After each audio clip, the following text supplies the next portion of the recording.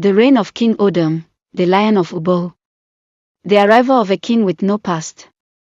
In the ancient land of Ubohu, surrounded by thick forests, sacred streams, and whispering winds, a strange man appeared from nowhere. He wore a leopard skin robe, carried a long staff carved with 7 heads of different beasts, and his eyes were red like burning coal. The villagers watched from their huts, hiding behind wooden doors, too afraid to come out. No one knew his name, no one knew where he came from. Yet, as he walked through Ubohu, even the dogs stopped barking. The rain stopped falling. And when he reached the village square, the ancient bell that hadn't rung in 100 years tolled by itself. The elders gathered. The oldest among them, Ib, who had not stood from his mat in over 20 years, rose and said, "He has come. The lion that was prophesied. The one with no father, no mother, no past. Odum, the king of thunder." The villagers gasped. The man spoke for the first time. "I have come to protect this land, and to rule it with justice and fear." From that day, the man became King Odum, the one who spoke with spirits and commanded nature. Odum's reign brought peace to Ubohu. The land began to flourish. Crops doubled, the streams never dried, and sickness disappeared. But those who disobeyed the king never returned home. They said he could walk through walls, summon fire with his bare hands, disappear like smoke, talk to animals, enter the dreams of his enemies and torment them. He had 7 sacred guards, none of them human. Some said they were spirits from the hills.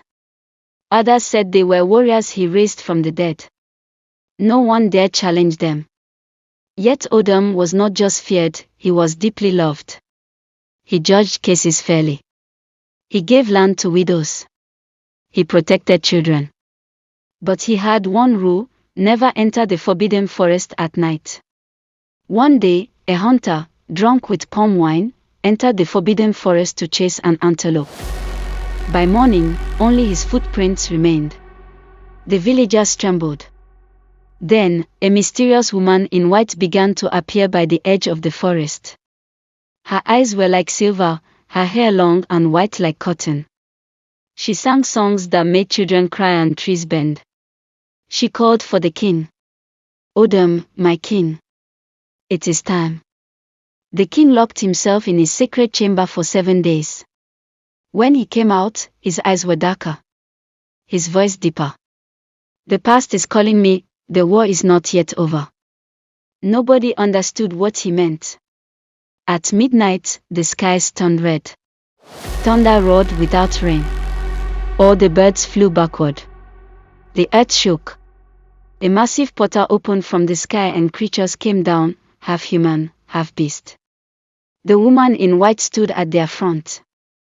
"You broke your vow, Odum. You left the throne of the other world." It was revealed that King Odum was not an ordinary man, he was once ruler of a powerful realm beyond the human world. He ran away from his destiny after falling in love with the earth.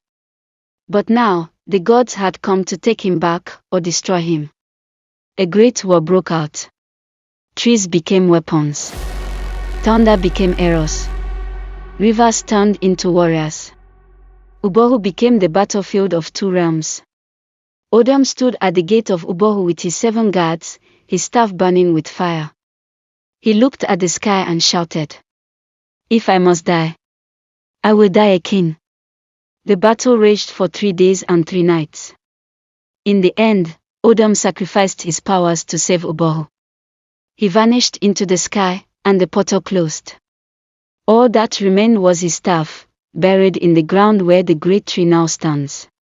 Every year, the villagers gather to honor him. They say that during the festival, if you stand by the tree at midnight, you will hear the voice of King Odum saying, "I am always with you. The lion never sleeps." The forgotten chamber beneath the throne. Years after King Odum vanished into the skies, the people of Ubohu found peace, but only on the surface. At night, the ground would rumble softly, as if something beneath was breathing. Farmers began to report strange cracks appearing in their farmlands, shaped like twisted faces. Livestock disappeared without a trace, and children woke up with scratches on their arms, though no one had entered their rooms.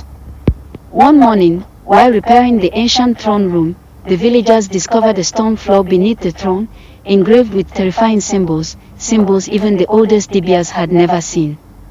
They called the new king, Ikenna, a descendant of Odum's bloodline. With fear and curiosity, they broke the stone and opened a spiral staircase made of black bones, leading into darkness. From the depth came a smell that had no name, part ash, part rot, part something that felt alive. Torches were lit. Brave warriors, the king, and 3 Dibias descended into the dark. They entered a massive underground chamber, where walls were made of living roots. At the center stood an altar of flesh, still wet, beating faintly like a heart. Hanging above it was a massive mask, cracked, blood-stained, and whispering in a voice only children could hear. The lead Dibia screamed. "This is the shrine of Eyido, the twin Odum betrayed. The one who was bound before time." Eyido was Odum's twin, not of flesh, but of spirit. They were born of the same flame, but where Odum embraced balance, Eyido craved chaos. When Odum was crowned king of the spirit realm, he banished Eyido into darkness, locking him beneath Obohu. But the lock was weakening. Within days of entering the chamber, things began to fall apart in Obohu. Palm trees bled thick black sap. Women miscarried in the middle of the night, claiming a shadow touched them. The village well began to whisper, calling people by name and offering power in exchange for blood. A child born with white eyes and no mouth pointed toward the forest every morning and wept blood. One night, thunder roared without lightning, and hundreds of vultures circled the village without landing. A voice echoed through the trees. "Release me, or drown in the past you buried." The seal broke. It started with a storm that never ended. Trees uprooted themselves and walked backward. Goats spoke in strange tongues. The moon turned black. Then, from beneath the earth, a creature rose. Eyido. Not man. Not beast. A being of shifting form, sometimes a beautiful man, other times a twisted figure of shadow and bone. He wore Odum's face, but with hollow eyes. The sky turned crimson. Eyido declared himself king. His voice shattered mirrors and dried rivers. He raised the dead, not just people, but the sins of the past. Part 10, the village of madness. Obohu became a nightmare. Elders walked into the forest and came back blind, chanting forgotten names. The sacred masquerade festival turned bloody, the masks refused to come off, and some wore them until their flesh rotted. Babies spoke in full sentences, predicting deaths before they happened. Drums played themselves at midnight, and if you followed the sound, you vanished. Eyido built a dark palace in the forest, made from the bones of animals and fallen kings. From there, he began to call the other forgotten spirits, locked away in time. One by one, they came, spirits of famine, betrayal, madness, and death. Part 11, the legacy of King Odum. As Obohu was drowning in horror, a boy named Ikenna, the last surviving blood of King Odum, began to have visions. At first, they were dreams. Then, his body began to glow in the night. He would wake up with symbols burnt into his skin. The spirit of King Odum spoke to him through flames. "You must return what I buried. You must walk where even I feared." Ikenna was sent on a journey to the 4 forbidden shrines across Igbo land to gather the ancient elements that could bind Eyido again. 1. The blood of a talking tree in Enorai. 2. A feather from the winged masquerade of Arachuku. 3. The tears of a mad prophet in Nsaka. 4. The heart of an immortal tortoise in Ohafia. But time was running out. Eyido had already begun preparing the final ritual to merge the world of the dead with the living and crown himself king of all realms. Ikenna left Obohu, the sun refused to rise. As he walked into the forest, his shadow no longer followed him. He was alone, or so he thought. Behind every tree, something breathed. The leaves whispered his name, not in warning, but in hunger. His first destination was Nri, to collect the blood of the talking tree, hidden in a sacred grove guarded by the spirits of ancient twins who were sacrificed to seal a famine. The Grove of Whispers. As Ikenna stepped into the grove, he heard children laughing. But there were no children.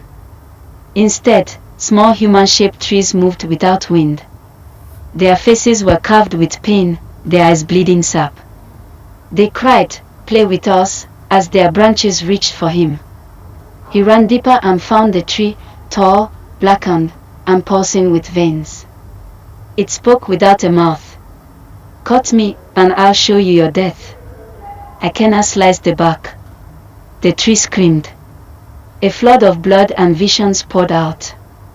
He saw Obohu in flames, his own face rotting, Eyido devouring the moon. But he held the vial tight and ran, now marked by the tree's curse. Arachukwu was silent when he arrived, too silent. The air felt heavy, as if breathing too loud would summon something. Locals refused to speak about the winged masquerade that haunted the sacred hill. But one mad woman, blind, with her eyes sewn shut, grabbed Ikenna and whispered, "It doesn't fly with wings. It flies with screams. Don't let it hear your heartbeat." At midnight, Ikenna climbed the hill and waited. And then it came, not flying, but falling from the sky like a dying star. A huge creature, half human, half spirit, with feathers made of shadow and a mask too large for any face. The air froze. The trees bent backward. It hovered above Ikenna and opened its mask. Inside were 100 human faces, weeping and laughing at once. He plunged his blade and took a single feather. The creature screamed so loudly, a river nearby boiled.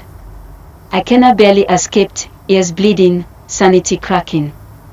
In Saka, he searched for the mad prophet, said to have seen the end of all things, and laughed. He found him in an abandoned shrine, chained by his own disciples, who had all gouged out their eyes to escape the visions he caused. The prophet, a skeletal man with a mouth full of broken mirrors, whispered, "You're too late. Obohu is already beneath the ground, breathing with the worms.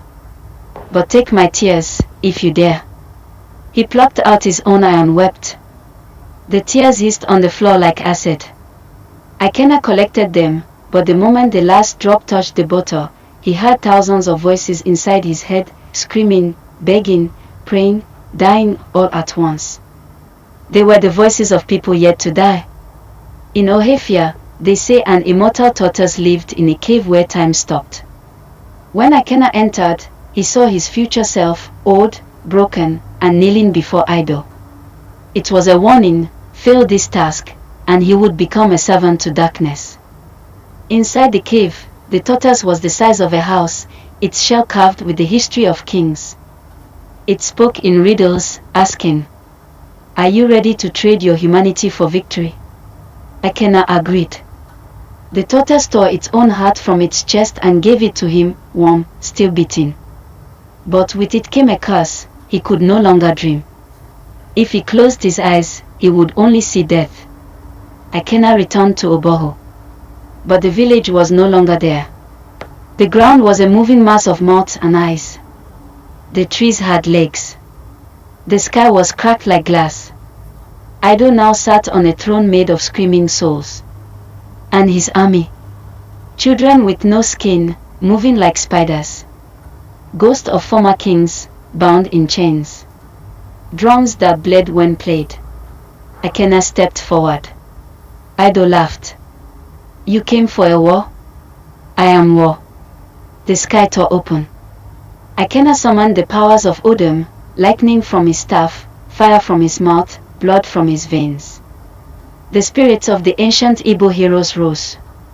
Is Nri, Queen Amina, the Dibia of Onitsha, and the storm masquerade of Abia.